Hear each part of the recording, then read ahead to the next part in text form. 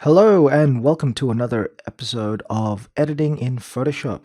This time we're going to be looking at the differences between JPEG and RAW.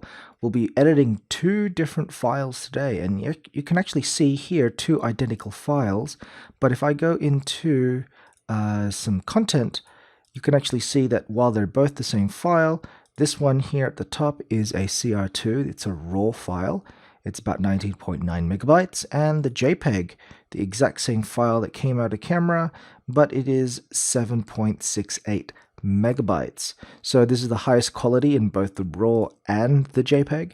And if I open these up, you'll actually find that if I just minimize that and open the JPEG, and I'll just put these images side by side, you will find that they are almost identical. Pretty much anyway. It's really hard to tell the difference. However, you'll probably only notice the differences when you start editing. And the reason why I chose these two images is because they are both underexposed, improperly exposed. We used the wrong settings, really poor light. The only thing that came out correctly in the image is probably the sky.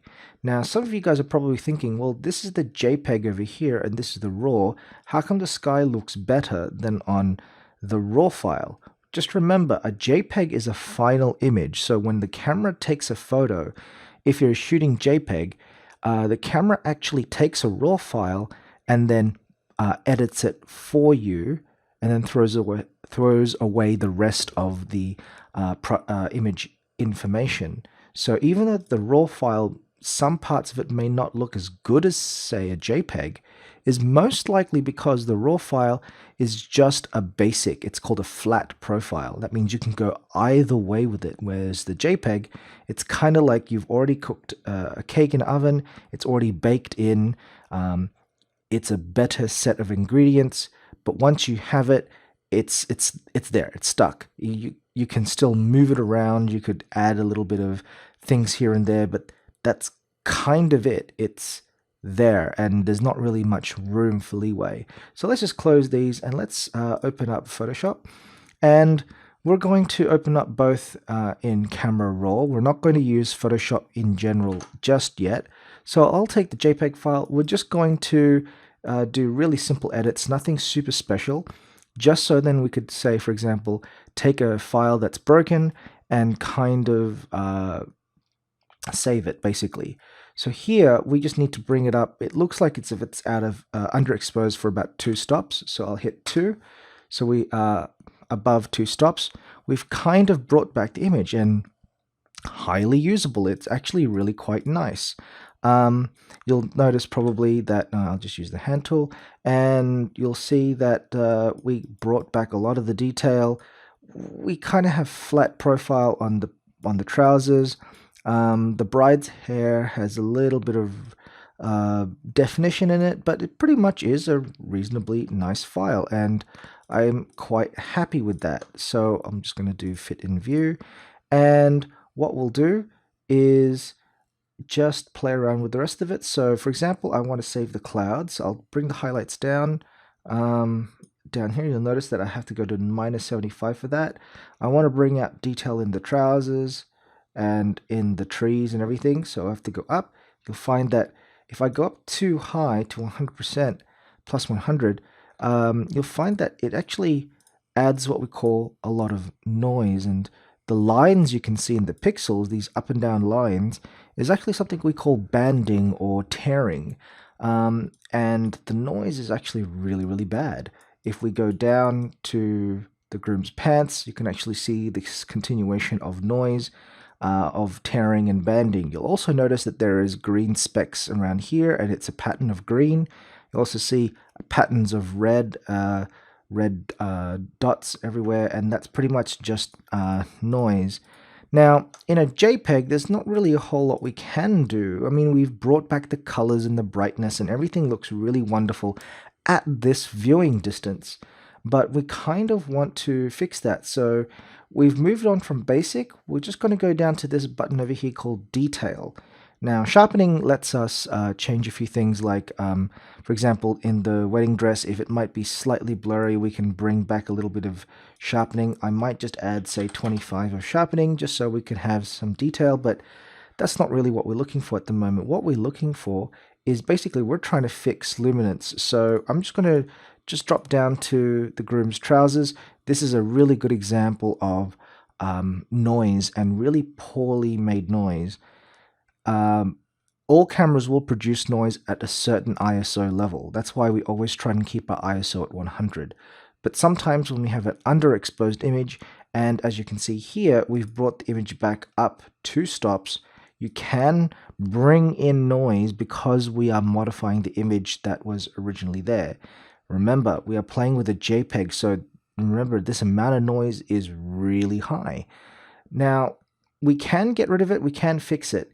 If we take a look here down at this luminance scale, I could actually bring this all the way up to 100 and it gets rid of the noise. But notice how it's just now a black splotch. And if I zoom back out, so fit to view, you'll find that the whole image is just splotchy now. The face has lost detail, you know, but we've got rid of the noise. We have no detail in here. This used to be a little bit of a square pattern. The dress is now just blurry, and it's not exactly what we're going for. So having too much luminance, having too much noise reduction can be a bad thing. So let's just zoom back out. Here is the groom's trousers. Let's go back to 0. This is where we started off from. And what I tend to do is I'd like to go up to the point where the noise disappears, but get to a point where I don't see dots. I'm not thinking about color. I'm just saying to myself, can I still see the wrinkles in the trousers, but the dots are gone? And that's kind of where we are, but we haven't completely got rid of it yet. But we still have some detail, and right now we're at 70. If I bring that down a little bit, okay, I can bring back some detail in the faces, but the hair has red splotches on it, and it's not fantastic. So right now, I'm probably going to have to, there's not really much choice, but I have to leave this at 60. It's not exactly something I like, but we have to save the image in some way. Now, if I bring this down and I zoom in, let's see, if I just zoom a little bit more back to the trousers, we need to now get rid of the green and red. And so we've gotten rid of the luminance. Luminance is the noise, the dots, the grain, the sandpaper look. We need to also now look at something like color. So if I bring up color all the way, I can actually make the red and the green go slightly black and white. We can't get rid of everything, but we can get rid of most of it. But we can't push color too much because we can actually affect things like skin tones and whatnot. So we take the color slider, we bring it up until we're pretty happy with it, and here we are. We're around 60 as well. So we're pushing noise and color pretty much quite a lot. And it kind of makes for a decent image. We've fixed up most of the bride's hair. Now it's got some brown, no more red sparkles along her hair. But yeah, we have a slightly softer image. I'm just going to hit save. I'm going to call this the JPEG edit. And I'm just going to save this into the folder, and I'm just going to hit cancel. We're done here. We'll just wait for it to process and minimize. Now we have a final JPEG image that we could play with. I'm going to go into Photoshop again, and I'm going to take the raw file. I'm going to do similar edits, except you'll notice that some of the sliders, I don't have to push it too much because I have a little bit more leeway. We still have to bring this up 2 stops of exposure. I still want to save the clouds, so about there, you know, so about maybe say 70, yeah, that looks right. Bring up the shadows, so bring it up, probably not all the way, so maybe about 80, yeah, thereabouts, 81, and then we're going to go into noise reduction. As you can see in the raw file, you still have this really poor noise performance, but notice how there's not as much red. You still have lots of noise, but it seems to be a little bit more controlled here in the raw file. So if I go back to luminance, I just kind of want to get rid of the dots, and notice how almost automatically that we're about 50 or 40, and we've gotten rid of the grain, the sandpaper look. And if we go back out, you could probably see that there is still detail. It doesn't have that kind of smoothing in it. And we can go back into the trousers and take a look at the rest of it. We need to get rid of the color, so I can go into color, I can bring it up a little bit, and I don't actually have to play too much. The color seems to be all right. There's not really much we can do about the banding. We could probably play with luminance contrast. That doesn't really do much for us. Luminance detail actually is kind of like contrast, like it adds to the luminance. I try to keep this as low as possible because it can ruin detail. Luminance detail, if you turn this up, it actually makes the images really, really soft. So it's like luminance plus, basically. Here in the color detail, not really much we can do. This only really fixes most of the pixel halos that we look into. We don't really have to get into much of that, but we've gotten rid of most of the colors. I'll probably bring it up just to a little bit more. But yeah, and that's pretty much it. We've got similar results, but with far less pushing of the image, and at the same time, we've maintained the detail in both the faces, and we'll take a look at the hair. I think I just zoomed in a little bit too much. Let's just do that again. So we've got the hair, it looks perfect, but we'll also notice that the faces look very clear. So I'm going to save this. I'm going to call this raw edit, and let's take a look at the results. I'm just going to hit cancel because we're pretty much done here, and let's take a look at both. So I have the JPEG edit. I'll put the JPEG on the left. I've got the raw edit, put the raw on the right, and let's bring up both. And here we go. So let's take a look at these. Now, if I zoom in, let's say on the faces, and I zoom in here, okay, at the same distance. I'll just zoom back out a little bit. Okay, there we go. We've got a similar zoom distance there. Now, here you'll see on the raw file, now the brightness levels are pretty much the same, but you'll notice that there is a lot more line detail in the hair. You can see right here in the middle, you have a bit of highlight, so it's a reflection of the sky. Here it's just flat. You still see that little reflection, but notice how the eyes are blurry. Here you could see the groom and the bride's eyes.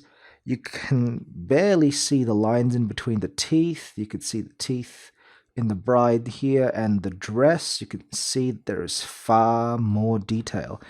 In fact, there's enough detail that you can't see the moles on her arm, but you can over here. So the raw has brought out so much more. Take a look at the jacket or the vest that the groom is wearing in the JPEG. It's pretty much flat. You still have a little bit of pattern, but you can see more detail. If we go down to the trousers, you'll find that even in the JPEG, you still have this weird red discoloration on the trousers. We still can't get rid of both of the banding and the tearing, because you can still see there's this black line that's going up and down.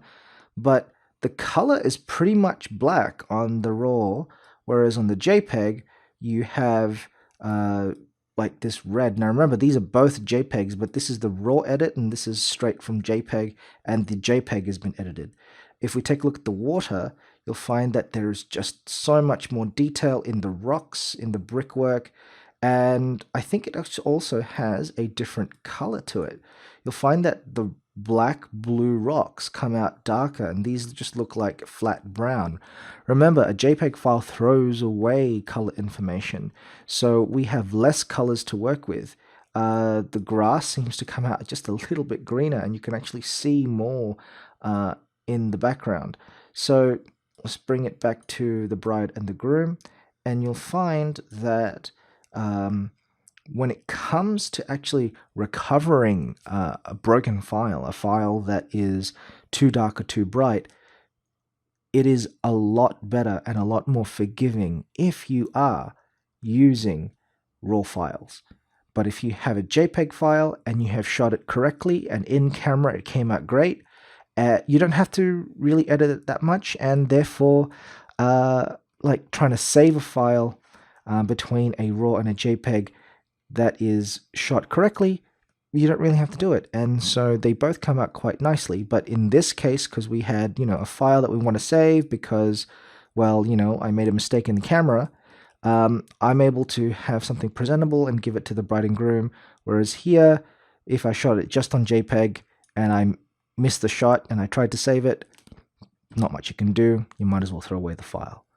So that is another episode in editing RAW and JPEG in Photoshop Camera Raw.